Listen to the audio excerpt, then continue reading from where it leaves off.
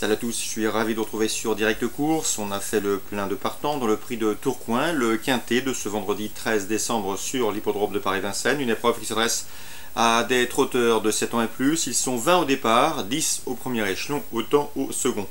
A noter que Franck Nivard réussit particulièrement bien dans cette compétition puisqu'il a remporté 3 des 4 dernières éditions. Et je pense qu'il peut soigner ses stats dans cette rencontre puisqu'il arrivera le numéro 11, Synonyme de Sim. Un cheval qui reste sur de bonnes tentatives puisque ces 3 dernières sorties publiques se sont soldées par autant de places de 3e. Le cheval est confirmé à ce niveau de compétition, il est en forme. Sachez également qu'il sera déféré les postérieurs. Sachez aussi qu'il n'est pas des news engagés au 2e échelon. Mais à mon avis, c'est un postulant sérieux première place. Je lui opposerai le numéro 17, Service Secret, qui lui aussi possède la pointure d'un lot comme celui-là. Il l'a prouvé à plusieurs reprises. Malheureusement, il n'est pas à l'abri d'une incartade, notamment au départ. S'il s'élance sur la bonne jambe, et faisons confiance à Franck Ouvry, son driver, pour en tirer la quintessence, il a les moyens de jouer également les premières places. J'ai retenu en bon rang le numéro 6, September, désormais sous la férule de Roland Jaffrelot. C'est un objectif. Roland Jaffrelot n'a pas pour habitude de se déplacer du sud-est du pays à Vincennes à des fins touristiques. À chaque fois qu'il vient, cela se passe généralement bien. Ce September a des atouts. Non seulement il sera déféré des 4 pieds, c'est un plus pour lui.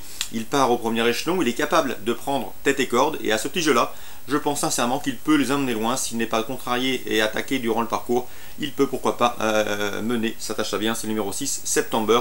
Roland Jaffrelot se déplace bien sûr avec de sérieuses ambitions. J'ai retenu aussi le numéro 12, Rafale Léman, que l'on connaît bien à ce niveau de compétition. C'est une ancienne pensionnaire de Franck Leblanc qui a désormais intégré les box de l'écurie Motier. J'ai bien aimé sa récente tentative où elle s'est classée 5e d'une épreuve référence non loin d'ailleurs de Synonyme de Sim. Je pense ici qu'elle peut venir corser les rapports de cette épreuve car elle a pour elle une certaine fraîcheur en cette fin d'année. Le 13, Sangoten, lui aussi est au mieux, en atteste sa récente 3e place obtenue dans un quintet. Dernièrement, c'était le 30 novembre, une confirmation est logiquement attendue, puisque son entraîneur Pascal Danès attache une nouvelle fois les services d'Éric Raffin. C'est à chaque fois le cas lorsqu'il se voit une bonne chance. Le numéro 19, Surprise de Lupin, elle connaît parfois des soucis d'allure, mais son potentiel demeure intact.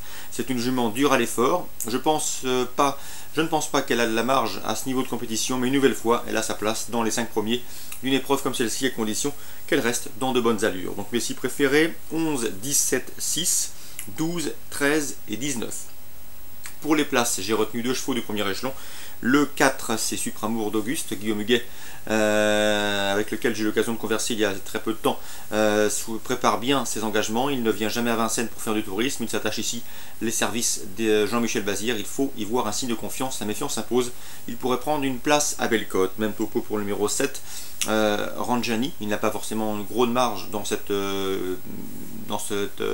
catégorie et à ce niveau de compétition. Cela dit, Pierre Vercuis connaît bien ce cheval qui était auparavant entraîné par Renal Coppens, son ami. Le cheval est déféré des 4 pieds, il est en forme et à ce petit jeu-là, il pourrait bien profiter de la moindre défaillance des chevaux précités. On se résume une dernière fois, 11, 17, 6, 12, 13, 19, 11, 17, 6, 12, 13 et 19. Et pour les places, j'ai retenu le 4 et le 7. Suite du programme Vincennes dans la 3e. Une course réservée à la jeune promotion. J'aime beaucoup le 310, Bijou de Spinelli. Je sais qu'il fait partie des bons espoirs d'Yves Dreux dans cette promotion des 2 ans. Le cheval avait bien gagné en débutant sur les promes de la Capelle avant de se montrer fautif à l'occasion de ses débuts à Vincennes. Il faut le racheter. Il a le potentiel pour épingler une course de cet acabit. En tout cas, s'il est plaisant au canter, n'hésitez pas à investir sur ses chances. Le cheval a la pointure, le 310, Bijou de Spinelli. Je poserai le 312, c'est Boss de Well, un cheval régulier depuis ses débuts en compétition qui est à l'évidence proche de sa course. Et le 313, Baccarat des Prés, qui a très bien fini la dernière fois pour se classer sur le podium d'une épreuve de même acabit. S'il produit la même fin de course, il sera une nouvelle fois très dangereux pour les premières places. 310, 312, 313.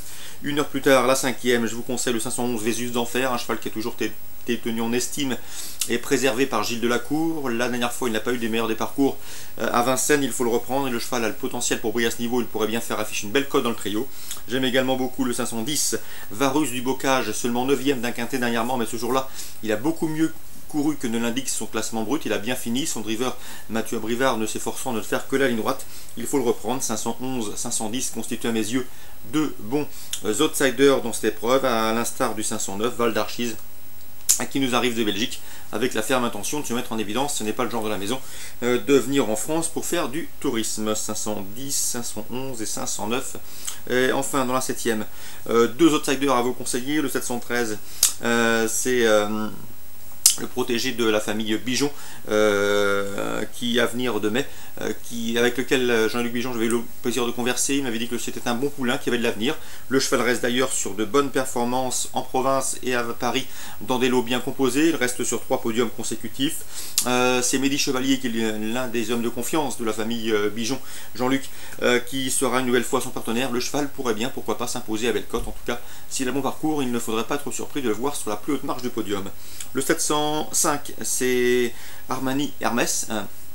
Christophe Hamel, son entraîneur, m'avait dit du bien également en début de meeting, un des espoirs de la maison dans cette génération.